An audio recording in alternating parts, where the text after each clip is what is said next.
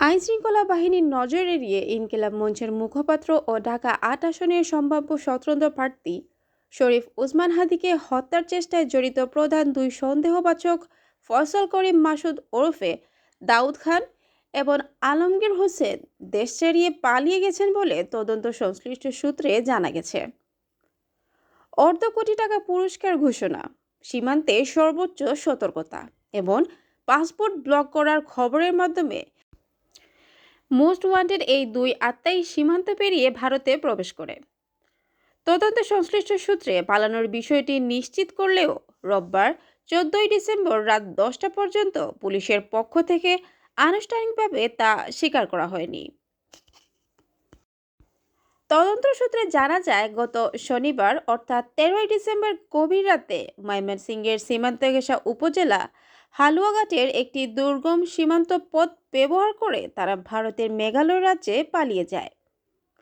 এই ঘটনায় তাদের সীমান্ত পারাপারের সহায়তাকারী মানব পাচার চক্রের দুই সদস্যকে আটক করেছে ঢাকা মহানগর পুলিশ। তদন্তে জানা গেছে, হামলার পরপরই আইনশৃঙ্খলা বাহিনী প্রযুক্তির সহায়তায় ফয়সাল ও আলমগীরকে গতিবিধি অনুসরণ করে। তবে সন্দেহবাচকরা কৌশলে নিজেদের ডিজিটাল ডিভাইস সচল রাখলেও সেগুলো নিজেরাই বহন করেনি।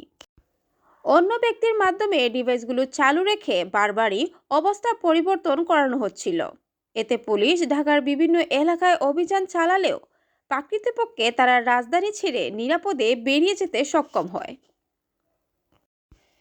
স্থানীয় এবং পুলিশ সূত্রে জানা যায়, গুলি করার পর তারা পল্টনে কালবার রোড থেকে মোটরসাইকেলে নয়াপল্টন, শাহবাগ, বাংলা মোটর, কারওয়ান বাজার, ফার্মগেট ও আগারগাঁও হয়ে মিরপুরে পৌঁছে সেখান থেকেই প্রাইভেট কারে করে আশুলিয়া ও গাজীপুর হয়ে সড়কপথে ময়মনসিংহে যায়।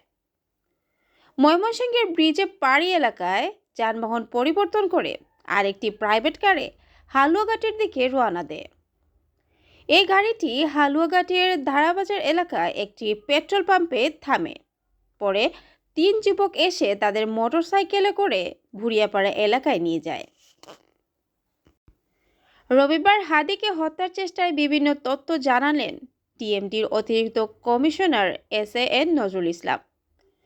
সংবাদ মাধ্যমকে তিনি জানান, অভিযুক্তদের কেউই বৈধভাবে বিদেশে পালিয়ে গেছে এমন কোনো তথ্য এখনো পর্যন্ত ইমিগ্রেশন ডাটাবেজে পাওয়া যায়নি। তিনি আরও জানান, ফয়সাল করিম মাসুদের সর্বশেষ বিদেশ যাত্রার রেকর্ড অনুযায়ী তিনি গত জুলাই মাসে থাইল্যান্ড থেকে দেশে ফিরেছিলেন। এরপর তার দেশ ত্যাগের কোনো বৈধ রেকর্ড নেই।